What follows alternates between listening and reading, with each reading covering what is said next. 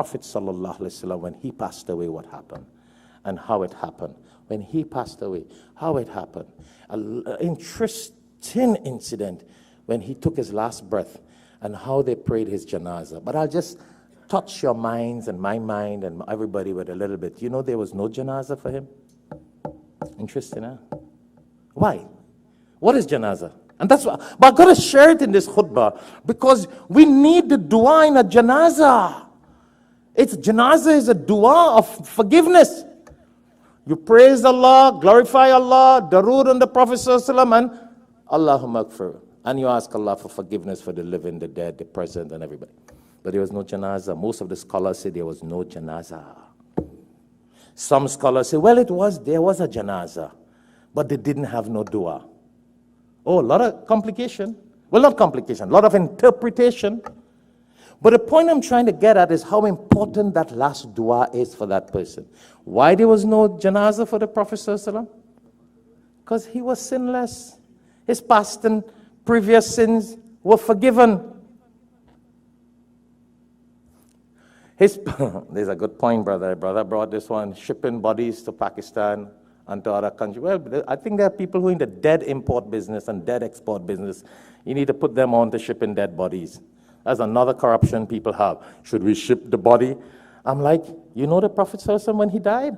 Good the brother brought this to me. You know when the Prophet ﷺ died, one of the big decisions was, where do we bury him? Some people were like, let's take him to Jerusalem, all the prophets were there. Let's take him to Makkah, his hometown. Then Abu Bakr Siddiq radiallahu ta'ala, who remind them that the Prophet ﷺ had said, wherever the soul of a prophet is taken, he should be buried right there.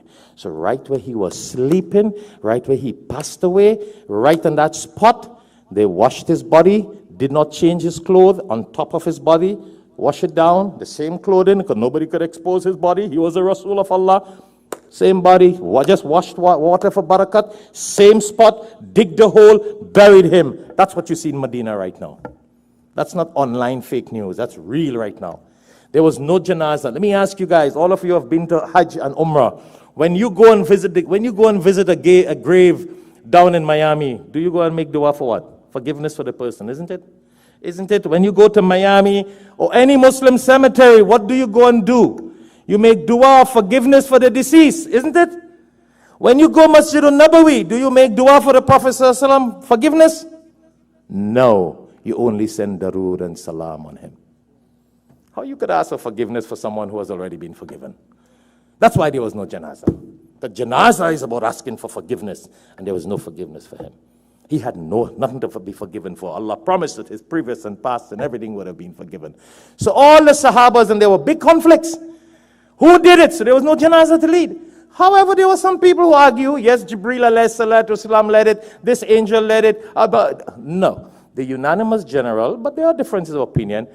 Some say all the angels came and they prayed separately. Sahabas came, they prayed in little groups of 10, 15 because his house was very small.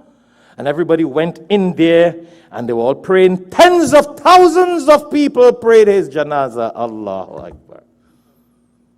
For days, Monday, Tuesday, Wednesday. They had 3 days. He passed away on Monday, he was buried on Wednesday evening. So some scholars say it was because they gave enough time for all the people to come. No group janazah. Everybody went in and all they gave was darood. Even till now, when we go to the grave, we don't say, Allah forgive the Rasul sallallahu alaihi wasallam. We just, Allahumma salli ala Muhammad. That's evidence that there was no janazah. There's no dua of forgiveness. It's forgiven. Anyway, I don't have time for that. We'll go on another khutbah. We'll talk a little bit how he passed away, what took place. An interesting lesson for us.